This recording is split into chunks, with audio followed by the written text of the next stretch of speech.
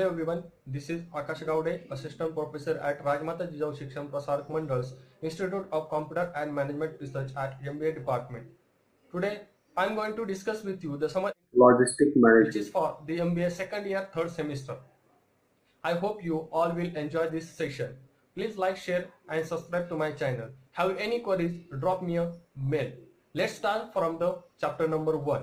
Hello everyone, my name is Akash Gowde, Assistant Professor at Rajmata Jijau Shikshan Prasarak Mandals, Institutes of Computer and Management Research at MBA Department. Today, I am going to discuss the subject Logistics Management, having subject code 305 OSCM. In that chapter, I am going to discuss the principles of logistics. The chapter number 1, the principles of logistics. Logistics is characterized by thinking in processes, value chains, and networks. It includes parameters such as performance, quality, values, and cost. At the end of the chapter, the reader will have gained an understanding of the basic components and organization variables of the logistics system. Apart from the technical and economic aspect, which increasingly have an impact on the efficiency of the logistics system, it is important to discuss the fundamentals and functions of a company's internal and external logistics structures and how the relationship with their agents is managed. In this way, the viewer will obtain information and competencies that goes beyond the scope of the basic logistic knowledge. Now see the points to be discussed in this chapter. Definitions and significance of logistics. Logistical systems of service elements of logistics. Distinction between procurement logistics, production logistics, and distribution logistics. Service level. Logistics and corporate strategy. Supply chains and networks. Keywords of the chapters. The first one, logistic and corporate strategy. The second one, basic structures of the logistic system. Third one, logistical chains, networks and processes. Fourth one, demand and supply chain. Fifth one, agents and elements of logistics. Sixth one, organization of logistics. And last one, relationship management in supply chain. What is the logistics and what are the purpose of logistics system? The purpose of logistics is to plan, organize, coordinate and implement the bridging of the dimensions of time and space within a system. Logistics is thus one of the most important functions of the economy. This ranges from the procurement of raw materials to their processing and to the delivery of the goods to the end user.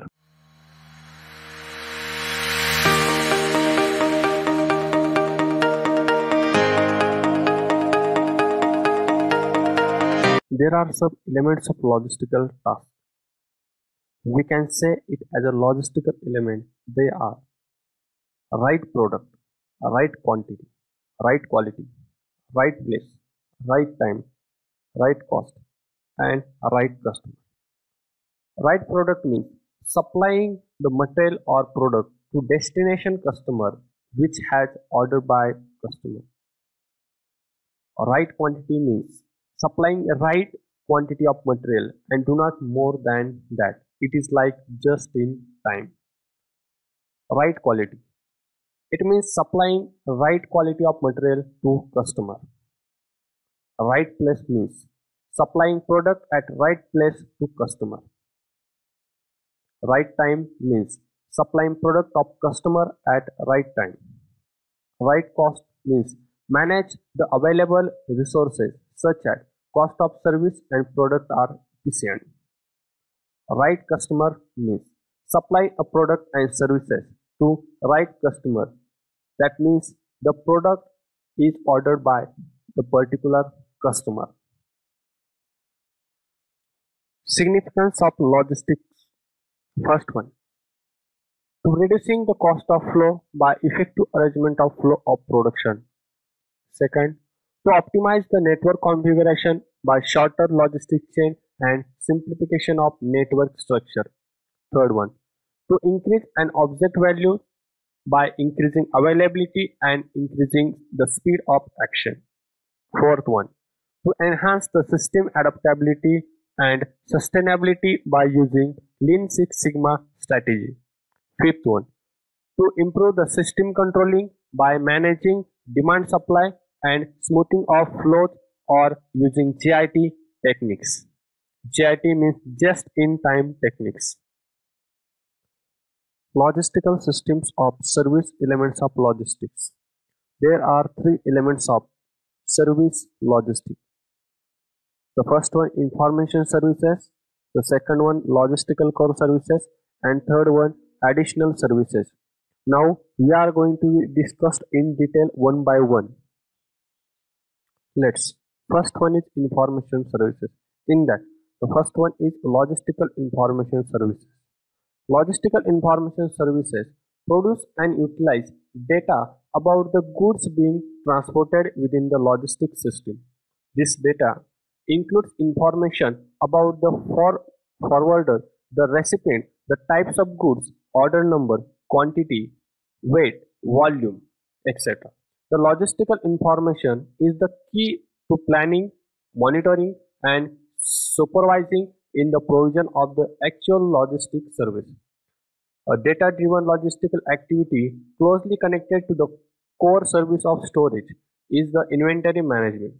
The volume of inventory normally has a direct but often underestimated influence on the financial situation of the company, resulting from the cost of capital commitment incurred by the volume of inventory. The second one is additional services. Additional services of logistics include, for instance, picking, palleting of goods for economical shipping, that is, easier loading and transport. Additional packaging for protection, identification, and easier handling of goods and commodities. Repackaging of goods from bulk packaging into small packages, etc.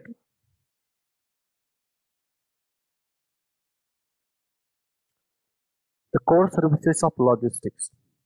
The core services of logistics, such as order processing, storage, and transport, are directly supported by the logistical information services and additional service necessary for the logistic processes.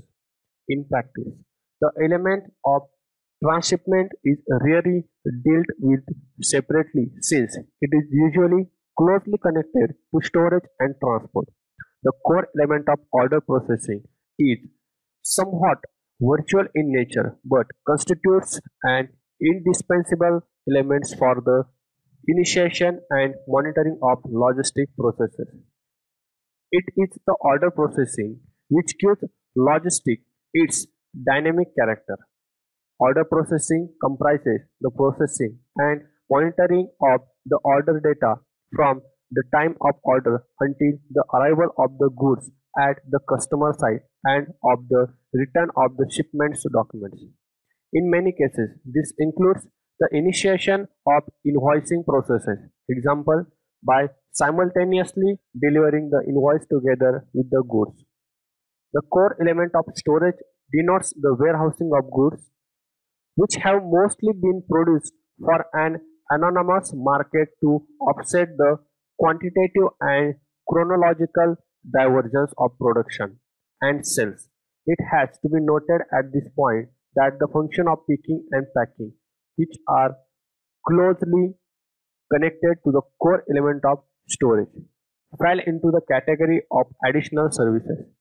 Picking means the compilation of sellable article according to individual customer order to form package and shipment units. Finally, the core function of transport bridges the spatial distance from the site of production to the storage location to the delivery location at the customer site. Third, it offsets the spatial divergence of supply and demand. Again, it has to pointed out that both storage and transport include the function of transshipment. Now, last one is additional services. It includes logistical additional services and supplementary additional services. Supplementary information services and additional services can usually be incorporated into the logistical core process without expanding further organizational effort. In this way, the substantial additional value can occasionally be created for the contractor of the logistical service. Additional information services may be, for example, refer to additional information about the goods such as prices, quantity, discount, and cash discounts. They may be also refer to obvious facts regarding the customer's commercial situation or, for instance, regarding the number of residents, size of the backyard, or location of the private property. Information of this kind can later be analyzed for marketing purposes. Additional services also comprises promotional or advertising packaging of goods. Additional services can be rendered at any given location, that is, not only at the forwarder site but also, as it is often the case in this automobile sector, directly at the contractor site or at a third party site in transit of goods between origin and destination.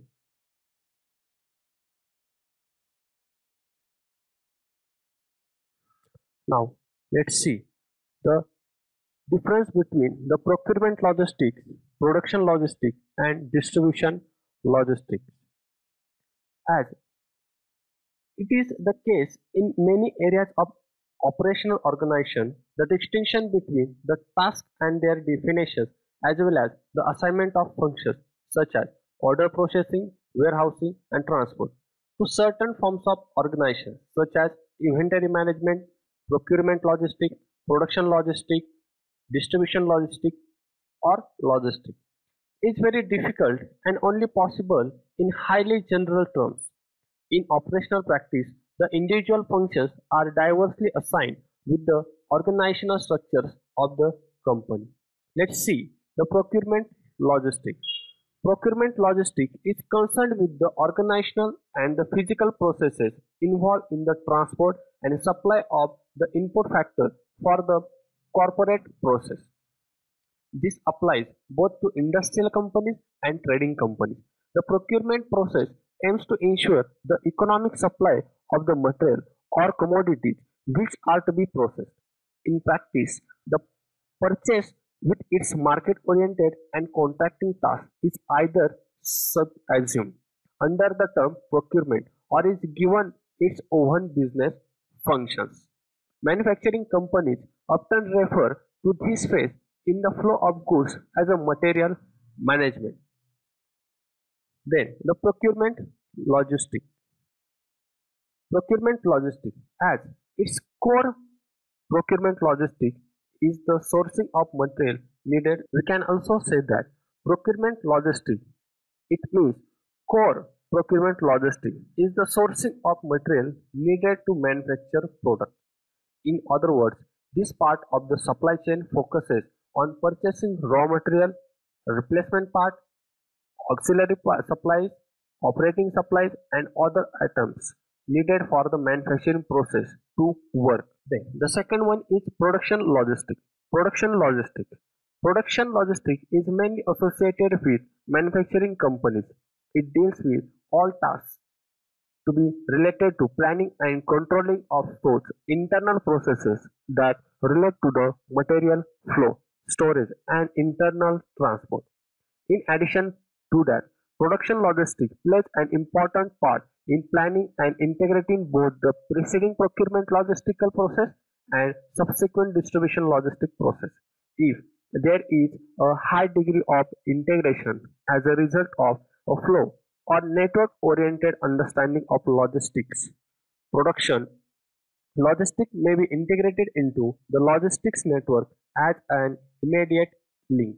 Thus, IT systems are able to receive direct input from inventory control system for the planning and controlling of production programs. Production logistics is less characterized by major physical flows of goods over long distances rather than by intelligent planning of the processes and provision of goods within a smaller context. This is why it can also be understood as a special field of production.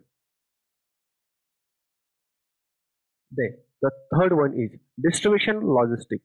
It's primarily concerned with the coordination of all processes that serve to deliver the goods to the recipient or to the point of sale for consumption by the end user. Distribution logistics describe the interaction of transport and storage processes within logistics system for the distribution of a company's goods. Since the distribution process includes all elements of the logistical performance spectrum in a variety of ways.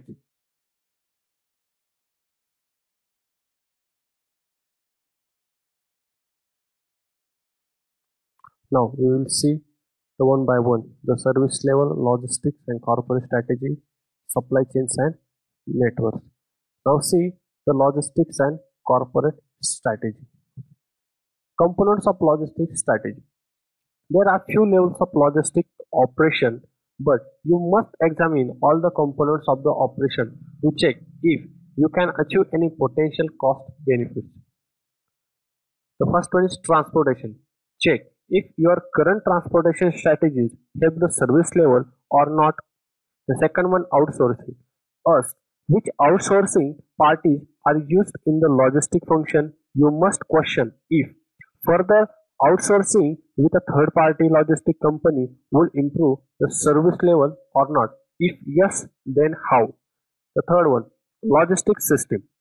Do your current logistics system offer the level of data that is required for the successful implementation of a logistics strategy? Do you need any new system? Fourth one, competitors. Take a look at what your competitors are offering.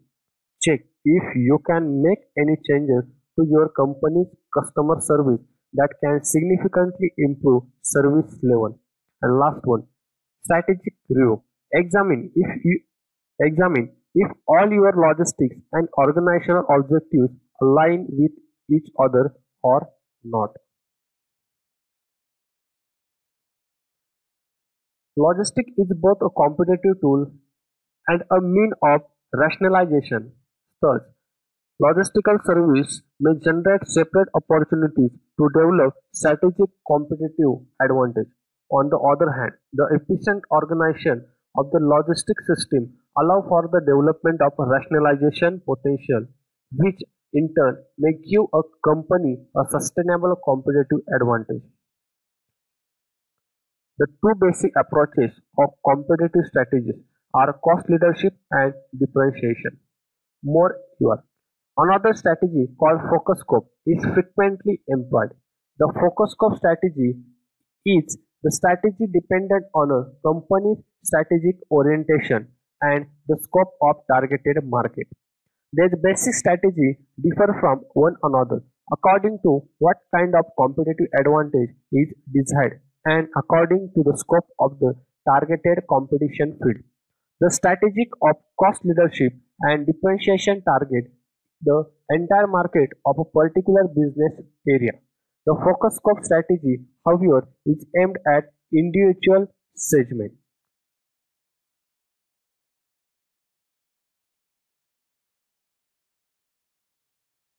Corporate level strategy.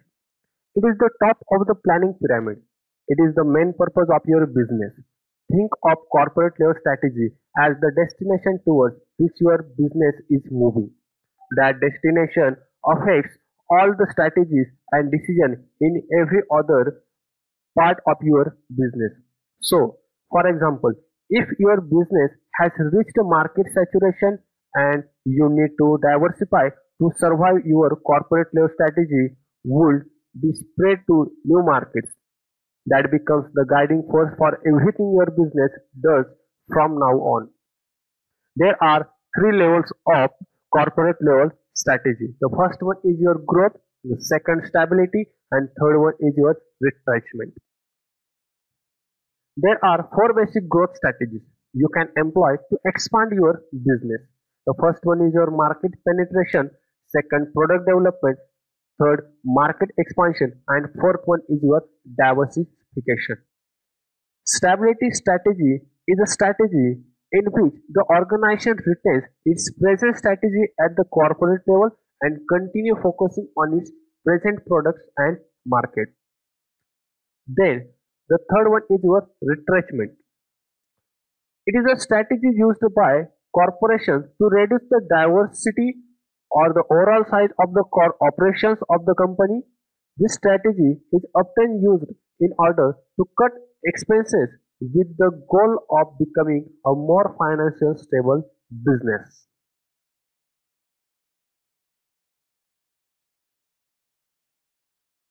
A service level. A service level is not an arbitrary variable. It should be defined as a part of a logistical service offered for a specific group of goods and clients. The service level and the features of the delivery service are not solely determined by customer requirement. Factors such as service level of competitors, capabilities of the companies, including earning power of the object, and the extent of the values to be added by logistics should also be taken into consideration. A further destination has to be drawn between regular service and emergency service. In many cases, however, the service level is determined by the goods themselves. A prime example of this is food logistics, where commodities need to be moved quickly within the logistics network so that they reach the final fresh.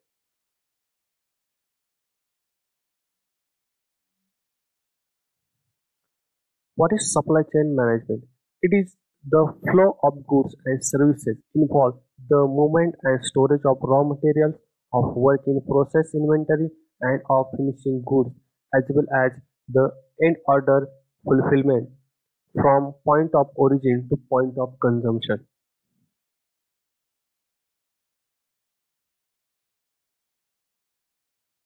Supply chains and networks. Supply chain networks allow us to look at the big picture, giving us a better understanding of the flow of materials and information. Often, organizations focuses only on their organization, what they produce or provide, and not what the end customer receives. Supply chain and supply chain networks both describe the flow of movement of material and information by linking organizations together to serve the end user.